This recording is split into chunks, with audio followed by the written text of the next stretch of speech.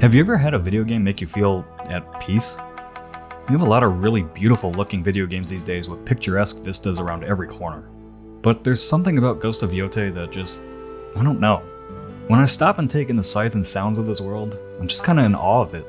The colors, the way the wind moves through the landscape, the soft tones of music and ambient noise, and it's all punctuated by a heart-pounding story of revenge and pure brutality as Atsu cuts her way through the Yotei 6, the group that killed her family and left her for dead.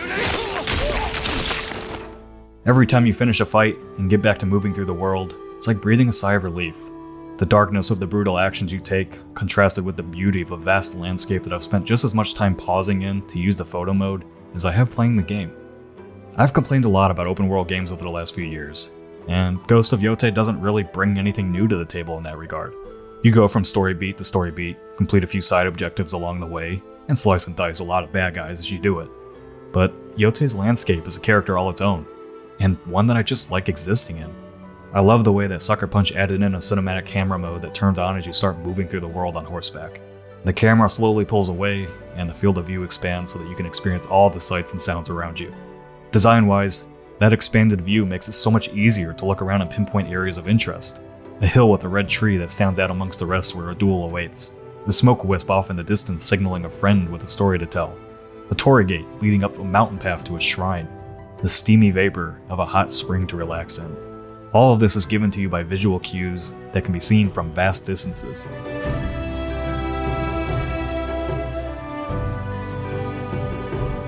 Yotei is designed in such a way that, while it's full of detail, it's also visually clear enough to find your way at all times. This lets you stay out of the menus, completely immerse yourself in the game, and appreciate every little nuance Sucker Punch painstakingly built into this world. It's something you're probably not appreciating as much as you should be, but go play Assassin's Creed Shadows, which is also set in Japan, and you'll notice the difference immediately. After playing a dozen or so hours of Yotei, and then going back to Shadows to see the difference, I was just so overwhelmed by it all and quickly ran back to Yotei just so I could feel like I could breathe again. Okay, it wasn't that dramatic, but you get the point. While writing this piece, I was reminded of a quote that made the rounds years ago on NoClip's documentary series on The Witcher 3. In the documentary, one of the world designers on The Witcher mentions the 30-second rule that the studio had, which essentially dictated that players shouldn't go any longer than 30 seconds without seeing something in the world. Think about all the open world games you've played, and if that rule applies. Sometimes, less is more, in my opinion, when designing open worlds. And even in cases like The Witcher, part of the fun is the journey from one location to the next. You want to feel like you're on an adventure, and not every second of that adventure needs to be filled with a distraction. This is something that a game like Death Stranding takes to heart, with some of its most memorable moments being when you crest the hill as you make your way to your destination, and the music begins, signaling the end of the journey. So that's the place, huh? I wish more games would just let you appreciate the worlds they've built like Yotei does. Too often, you're just moving through them at a breakneck pace and aren't really incentivized to take some downtime to smell the roses, as one might say. You so often just plot a course on a map and follow the line, wasting all of that effort that was put into making a place for you to exist in and appreciate. Life has been stressful lately.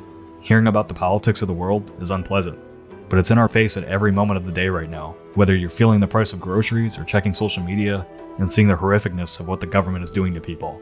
Despite this, playing Ghost of Yōtei has been visually stimulating and relaxing in a way I don't think many games have made me feel before. As much as I'm enjoying the story and action, I think the most memorable part of the game for me, when it's all said and done, was just been riding through its world.